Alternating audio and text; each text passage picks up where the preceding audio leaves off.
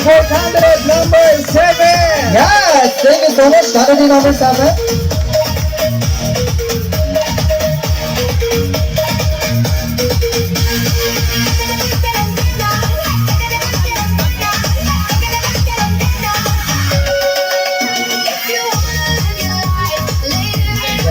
There you have it, ladies and gentlemen, our beautiful ladies for their national costume. Kapatid, hindi ko anggulo to. Sorry ako. Grabe, no? Kaya naman nakita natin yung mga kandidata natin ngayon kung gaano sila nag-effort, kung gaano kabibigat at kalalaki yung mga dinala nilang costume for tonight. Tsaka hindi lang yan, galing pa sila sa malalayong lugar. Oo, di ba? Biruin mo na pang galing ng Carmona, Cavite. Dasmariñas, Dasmariñas, Cavite. Grabe, kaya maraming salamat mga candidates. Be ready for our next segment. But for this time, ayan, so tawagin muna natin para magbigay ng syempre thank you message para sa lahat ng ating mga manonood ngayong gabi. And of course, sa ating mga hurado. Kaya naman, tawagin na natin ang head organizer ng Queen of Kalumpang 2026. Palakpakan for Papi Kaya Santiago! ang ating napakagandang kaibigan. Yes! Talagang parang kandidata din siya tonight. Candidate number 8! Palakpakan doon! Palakpakan natin once again ang head organizer ng Queen of Kalumpang 2026. Kaya ingat ka na lang kasi may ground eh. Yan! Nandito na naman ako! Lasing na naman ako! Lasing na naman ako!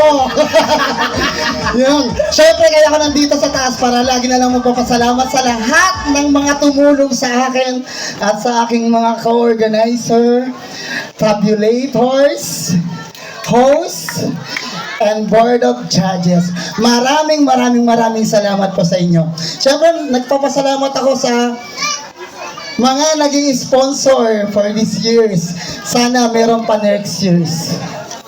Yun, maraming salamat sa Team Omlat, kay Mayor Denver Reyes Chua, kay Vice Mayor Benson Relay Lucis, na nag-sponsor sa atin ng Lights and Sound. Lights and Sounds. Sa McDonald's, nag-sponsor sa atin ng mga pagkain Thank you so much. ng mga guests. Sa Side Hustle Food House, na nag-sponsor sa atin Ay, magpa-birthday yung si happy magpa-birthday yung owner. Nag-sponsor ng pagkain ng mga judges. Yan. Sa MJN Printing Services na nag-sponsor ng shots and kay Miss Jolina Kayas. Silang dalawa po si Jolina. Oo nga, sa sobrang stress kanina, sobra talaga. Wait nyo lang. So, tsaka sa Team Araw-Araw Sunday, Diyos ko po, walang sawa! Yan. Si Maro. Tayo naman tayo. Diyos ko. Oy, kahit pa paano talagang super yan sila si Yaken. Tsaka yun sa nag-sponsor sa atin sa water, si Mr. Axel Concha. At sa ating crown, ang aking co-organizer na si Miss J. Sirin Jeshet.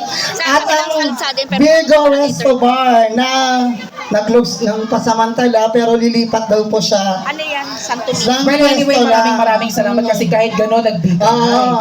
Kasi parang pinasara siya kasi nga. Oo, wag natin pag-usapan yan, Ben. Chinismis pa yun. Happy. ka. Yun, tsaka yung Virgo Resto Bar na lilipat lang sa soon, very soon. Tsaka sa akin sa mga board of judges. Yan. Hindi ko na kayo may isa, lasing na si Akla. Siyempre, ang Team Yes Lechon.